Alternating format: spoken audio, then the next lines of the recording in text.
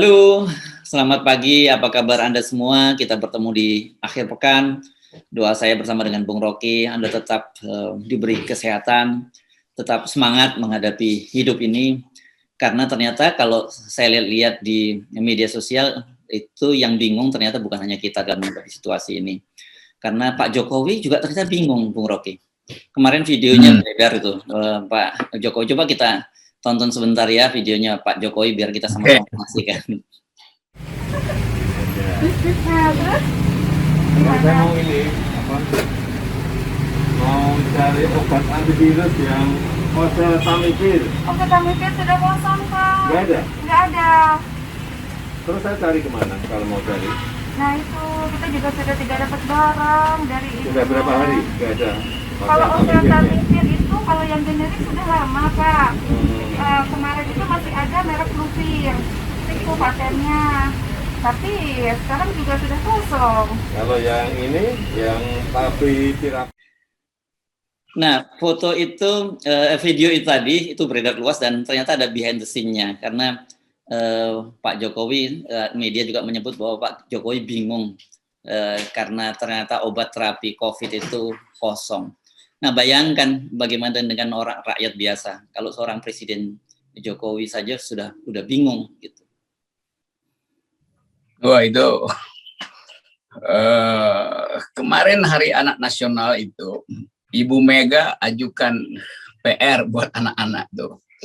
Ibu Mega bertanya, coba jawab, dari mana datangnya kodok? Itu pertanyaan Ibu Mega tuh yang sangat pedagogis sebetulnya tuh. Dan mungkin jawabannya dari foto yang tadi tuh. Kebingungan. Itu dari apotek gitu. Dari kebingungan ya. Karena bingung kita bagaimana jelasnya. Kalau saya perhatikan misalnya, tentu ada rapat luar biasa di Istana Bogor untuk memutuskan Presiden mau ngapain hari ini. Lalu dicari cara tuh. Oke, kita ke apotek gitu. Ya tadi namanya apotek apa itu? Apotek Villa Duta, Pak. Ya saya tahu Villa Duta itu tempat orang kaya dari tahun 80-an itu resort yang paling bagus itu Villa Duta. Jadi bayangkan di Villa Duta aja apoteknya kosong obat, apalagi di tempat yang jauh dari pusat elit Jakarta atau Bogor dan seterusnya itu.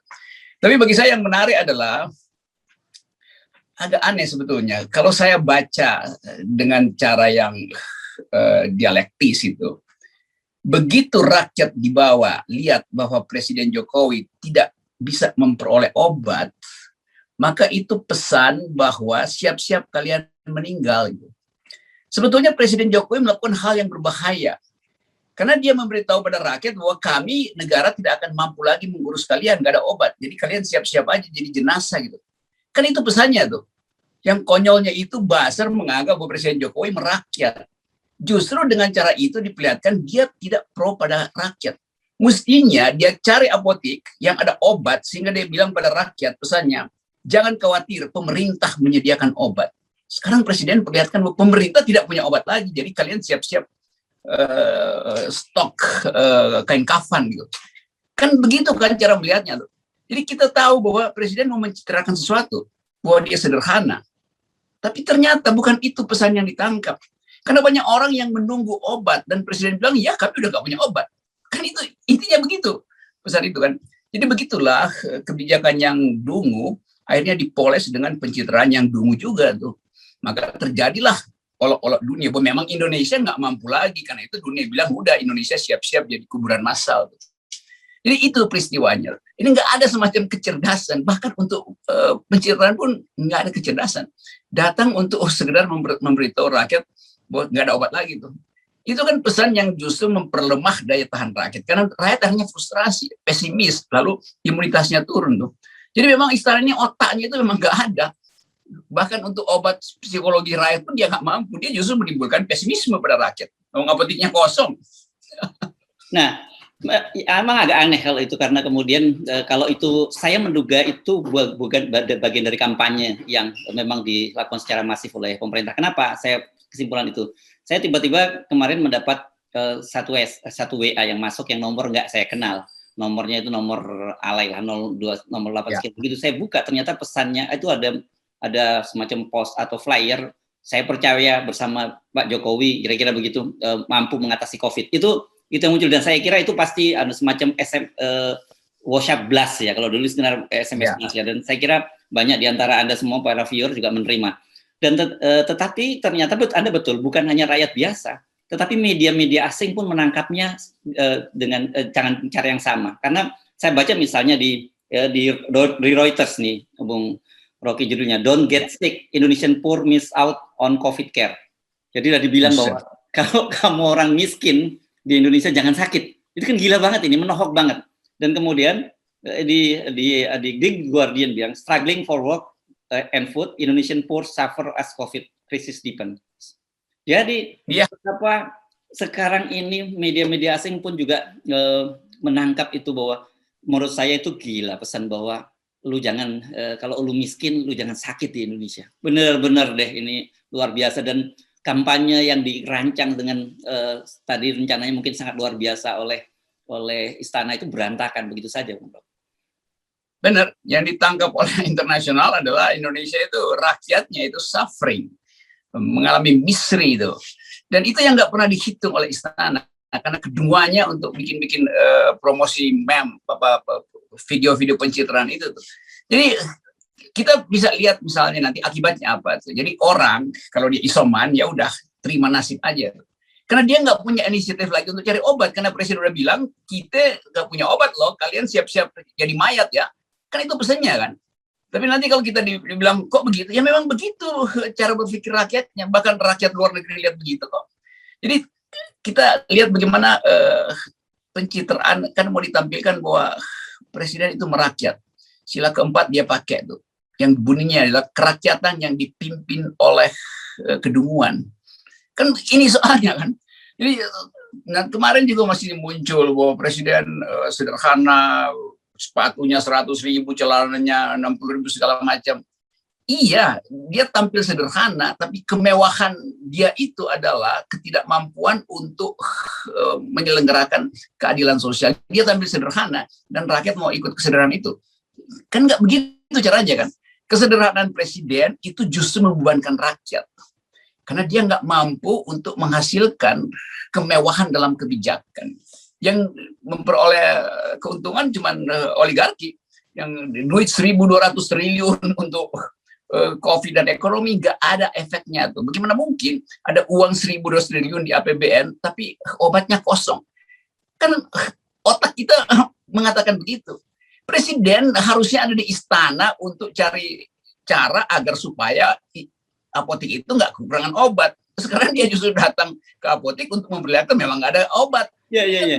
Bodoh namanya. Iya. Ini apa lagi? Bener-bener. Ini penulis skenario nya atau kita biasa sebutnya itu apa ya? Ada storyboard kan. Setiap kali membuat semacam kampanye semacam ini itu kurang jeli di sini kelihatannya. Dia persiapkan, harusnya pesannya kan disampaikan, harusnya obat itu ada, sehingga dengan begitu sampai kepada publik. Nah, coba sekarang kita sambil tonton nih, saya akan memberikan semacam gambar biar pemirsa bisa nonton. Nah, Anda bisa lihat dari video ini kan kelihatan kalau dalam istilah kami orang televisi ini bocor itu, karena kelihatannya ini video yang kita terima ini diambil dari belakang, dari depan Pak Jokowi, dari belakang para dari apotekernya itu. Dan di situ kita bisa lihat tuh ada kameramen dan ada ajudan, kelihatan di situ bocor. Nah, ini betul-betul ini serampangan ini yang mau bikin storyboardnya, Bung Rocky. Buat orang yang pernah bergerak lama di industri televisi seperti saya memahami ini. Kalau saya maki-maki nih produsernya di lapangan kalau sampai bikin bikin video semacam ini. Karena menurut saya satu, storyboardnya lemah, dan kedua teknik pengambilannya bocor. Ini kameranya kelihatan, kita tahu bahwa ini tidak natural, ini by design gitu video ini. Ya, oke. Ya, saya perhatikan itu bahkan si mbak-mbak apotekernya itu dia dengan lancar mengucapkan kalimat itu. Berarti 2 hari sebelumnya udah dikasih narasinya. Lalu kameranya udah nongkrong di situ dari sehari sebelumnya tuh, supaya nggak perlu diatur-atur lagi. Dipasang fix kamera di situ tuh. Lain kalau misalnya presiden ngomong di situ ditangkap oleh CCTV. Kan mestinya begitu supaya terlihat itu candid gitu kan. Ini memang satu paket yang nggak ada otak semua tuh. Yang bikin nggak ada otak, yang jadi punakawan nggak ada otak, yang lagi pamer di situ nggak ada. Ini kumpulan orang yang nggak punya otak, yang mengakibatkan rakyat itu frustrasi.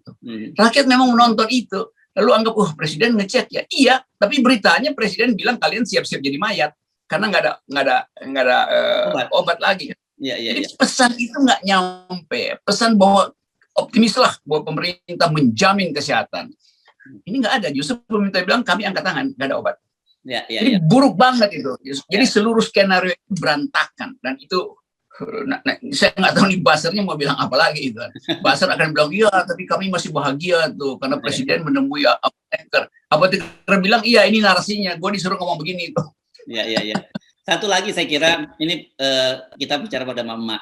Kalau natural ada seorang apoteker dan yang menarik itu disebutkan di media bahwa itu apotekernya yang bicara itu. Nggak ada apoteker langsung melayani pelanggan itu pasti.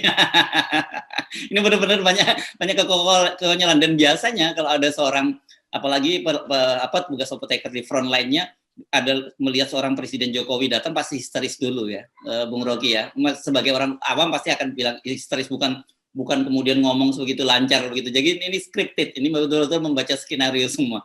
Udah kita lupakan. Nah, tadi Anda bicara soal buzzer. Sekarang ini buzzer lagi hajar rame-rame karena hari ini kan rencananya akan ada demonstrasi besar-besaran, ajakan demonstrasi besar-besaran Jokowi Endgame gitu ya disebutnya ya. Dan kemudian para buzzer itu sekarang menggantikan buat trending topik bahwa bongkar ini siapa yang menjadi semacam provokator untuk unjuk rasa gitu kira-kira, yang mereka katakan bahwa seperti saya baca Ade Armando menyebutkan bahwa ini pasti ada politisi yang menunggangi, politisi busuk yang menunggangi unjuk rasa hari ini gitu, Bung Rocky.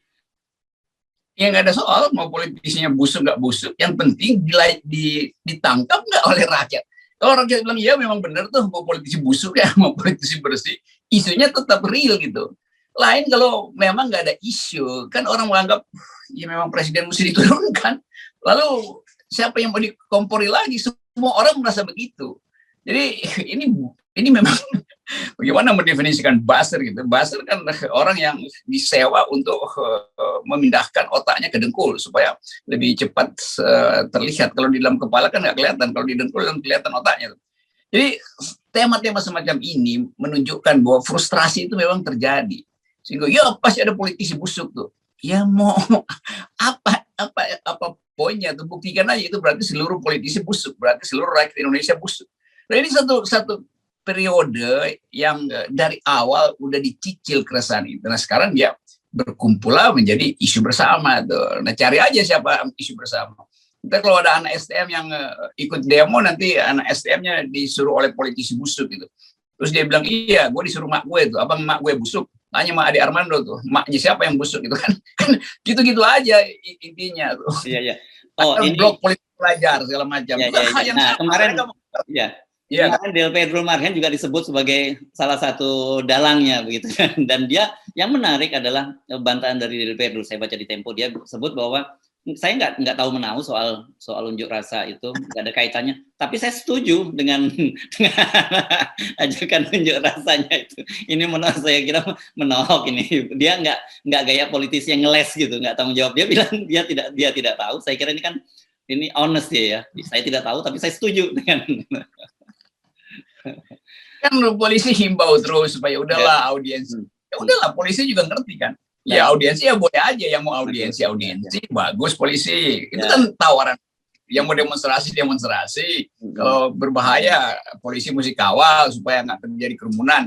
Tapi yang penting pikiran publik itu diupload, dinyatakan bahwa kami ingin presiden berhenti, itu adalah intinya. Mau siapa yang suruh itu urusan belakangan, tapi mesti dikasih fasilitas orang mengucapkan itu. Jangan karena tuduhan-tuduhan ditunggangi lalu nggak boleh orang ucapkan. Kan yang penting ucapannya apa itu, bahwa ya memang secara objektif memang presidennya gagal. Di mana bukti kegagalan? Ya dia sendiri menemukan bahwa dia tidak mampu menyediakan obat di apotik, kan itu kan. Si apotik bilang ya kan yang mesti suplai obat kan fokus dong. Kalau swasta nggak bisa, ya Pak Jokowi dong supply ke kita.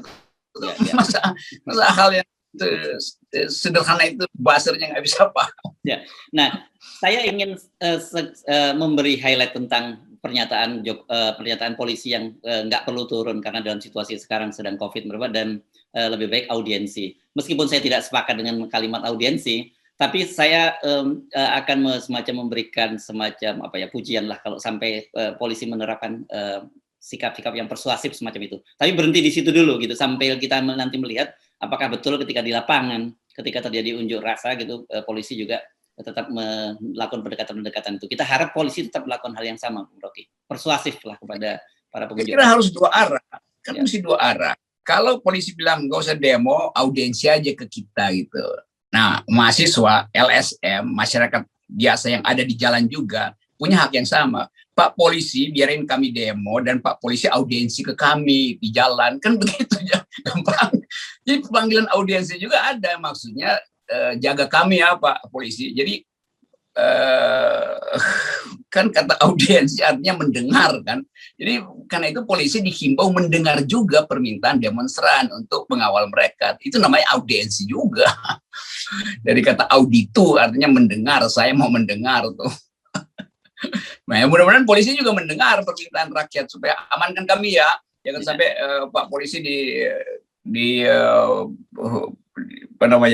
dimemkan oleh para buzzer sebagai gagal lagi itu. Jadi begitu intinya tuh. Jadi dua arah aja, nggak ada soal. Ya. Oke, saya kira memang ini situasinya sangat krusial baik bagi pemerintah maupun juga para pengunjuk rasa ya. Mereka para pengunjuk rasa tahu bahwa dengan turun ke jalan menunjuk rasa itu mereka risiko yang dihadapi adalah membentuk klaster baru gitu, klaster demonstrasi. Tetapi kelihatannya mereka mengabaikan ketakutan terhadap penurunan COVID dan sebagainya karena melihat ada satu yang jauh lebih urgent. Itu cara berpikirnya saya kira ya teman-teman yang mau berunjuk rasa hari ini.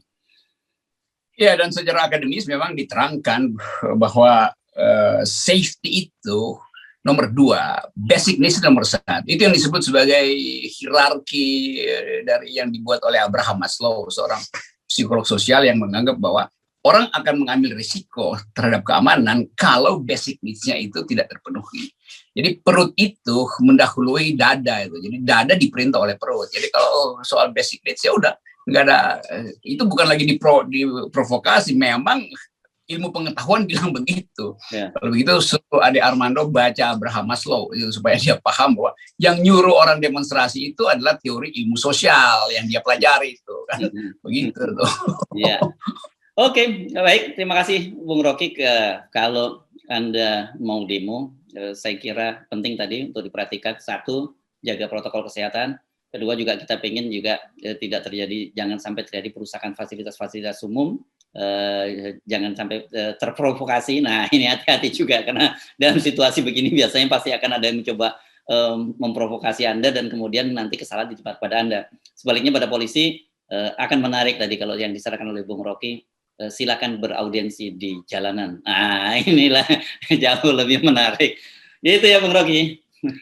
Ya, saya kira itu karena tugas polisi memang ada di jalan, bukan di ruang-ruang ber-AC gitu. Karena itu memang diminta oleh rakyat, lindungi kami Pak polisi itu. Jadi marilah polisi beraudiensi ke jalan raya, tempat masyarakat sipil mengungkapkan protesnya, dan itu adalah hak konstitusional. Saya kira Pak polisi paham itu. Yes, baik. Saya kira doa kami tetap bersama Anda, bersama rakyat Indonesia. Mudah-mudahan kita bisa melewati masa-masa sulit ini karena jauh di luar sana itu banyak sekali orang-orang yang menderita tadi yang seperti disoroti oleh Reuters, kantor berita Reuters, bahwa orang miskin di Indonesia, juga The Guardian tadi ya, yang menyoroti hal yang sama, memang sangat berat menjadi orang miskin di Indonesia. Karena itu saya kembali mengingatkan pada Anda, buat Anda yang ternyata mempunyai keberuntungan, hidup Anda masih berkecukupan dalam situasi pandemi, jangan lupa kita berbagi.